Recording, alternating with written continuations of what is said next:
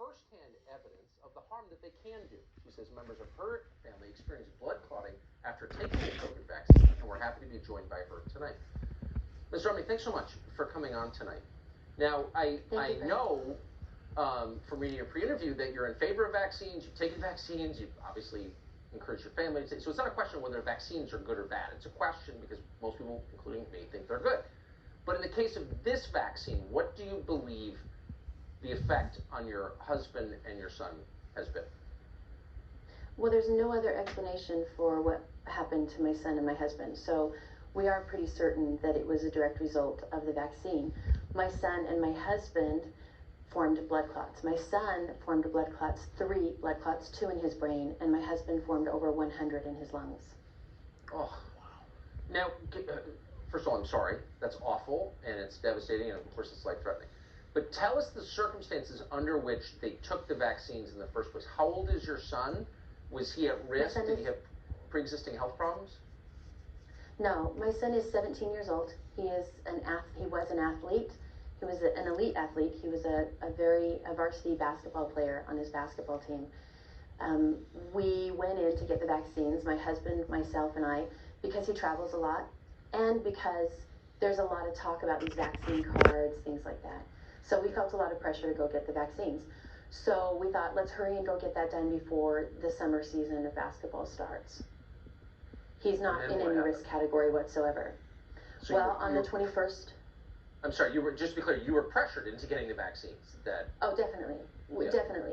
It wasn't something we were worried about. I didn't think that there was a chance that my son or my husband or myself really were going to experience some significant side effects from COVID itself, especially my son and my husband, because they are really healthy. And my son, being an athlete and only 17 years old, wasn't in the high-risk category. But we did feel pressured to administer the vaccine to them because of that travel, because of those tournaments, because of the talk in these different states about needing to have vaccines or you can't participate in some of these things. So we did feel that pressure. So on the 21st of April, we went in, and the 3 of us got our COVID vaccine, our first COVID vaccine. I want to make that really clear. It was the first COVID vaccine. That very night, my son began to complain of swelling in his neck. The swelling continued to develop, and by the 5th day, the morning of the 5th day, he could not move his head or his neck without assistance from his hands. Took him into the pediatrician. The pediatrician said it has nothing to do with the shot. Really doesn't. Think it's a pulled neck muscle. 8 days later, my son was in the pediatric ICU with 3 blood clots, 2 in his brain and 1 in his neck. And the very weekend after he was released from the hospital, my husband was admitted to the hospital with over 100 blood clots in his lungs.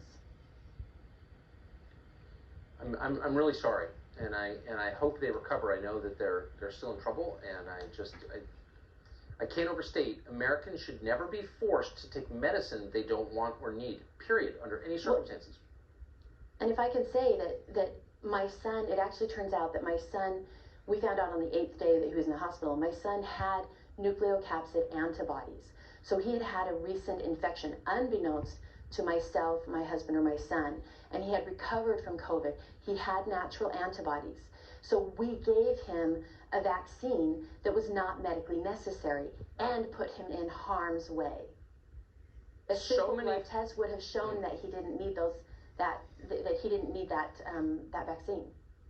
So many American families are going through this right now. Colleges are forcing this on kids who've been infected and recovered. It's a scandal, and I appreciate your coming on tonight. Sherry, thank you so much, and Godspeed to your family. Thank you. So, Julie.